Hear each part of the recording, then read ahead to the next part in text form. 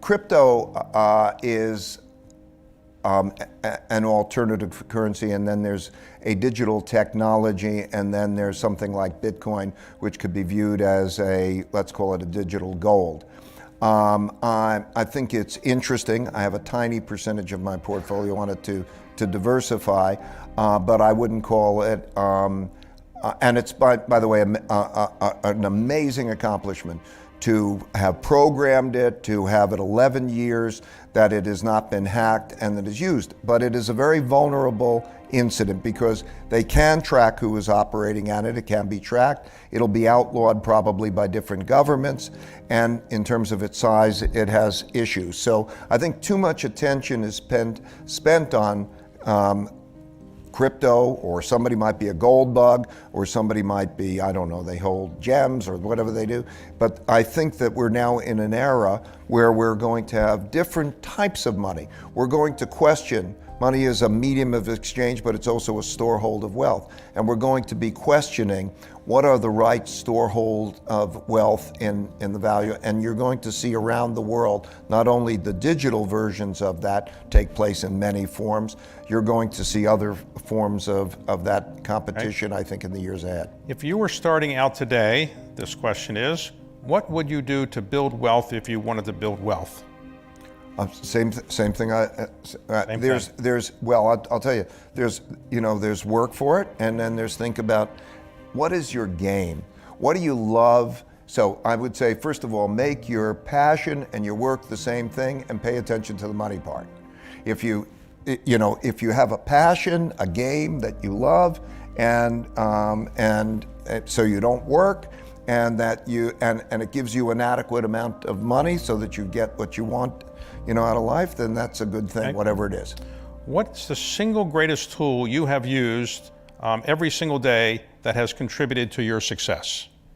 Meditation. That's it. Suppose you hadn't done that, you would have. I'd probably I don't know where you'd be. Okay. I don't know. Okay. So, how would a U.S. response to a Russian invasion in Ukraine affect markets? Well, it's increasingly making investors think of what is a war market economy like?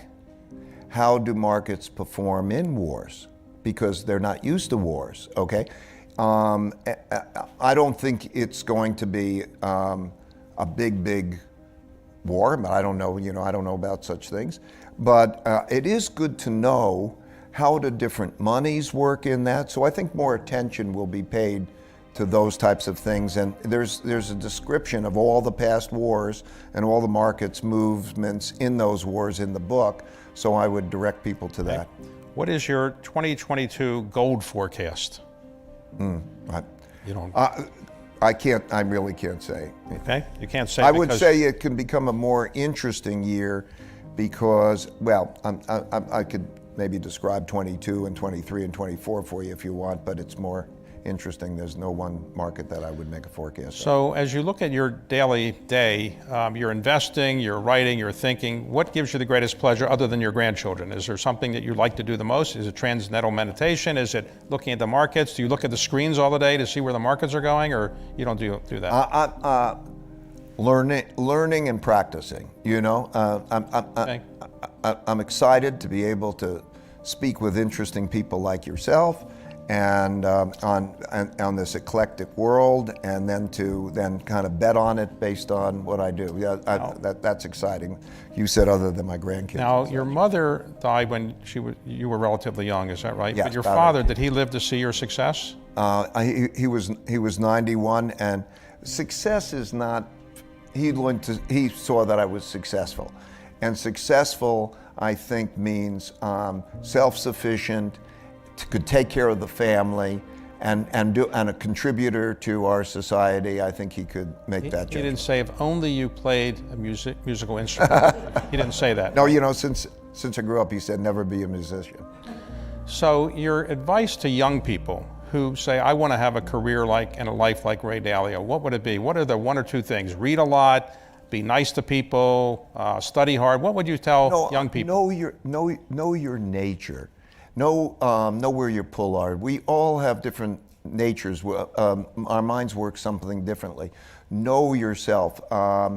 Like personality profile tests, I put out a test called Principal U. It's free for anybody who wants it, and it helps people understand themselves and where is your nature and what is your path given that nature. People should never live after somebody, but you should know your nature and pursue your nature, I think.